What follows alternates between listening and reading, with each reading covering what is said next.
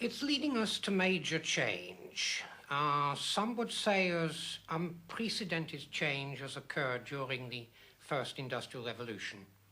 Now, if you're going to understand the nature of that change, you'd better understand something of the nature of the technology which fuels it. In this program, they've shown you the Cray 1, the weather center computer, a supercomputer. Yet, in comparison to what's to come, that isn't even the equivalent of a Model T Ford. The Japanese have just started a program to build a computer 100 times as powerful. That program, they say, will take about 10 years. Okay, so it slips, say 20.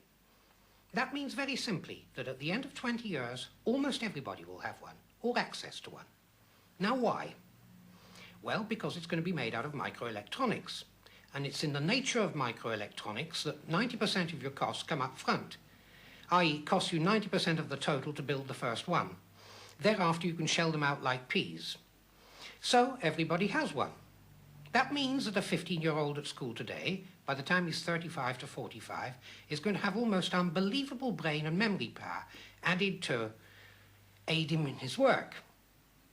And there's another question, what people are going to use it for. Well, in fact, you're going to find that most of the time, that computer's going to sit there idle. It's going to be parked, just like the cars parked at the curb. Sometimes it'll go to top speed, but very seldom.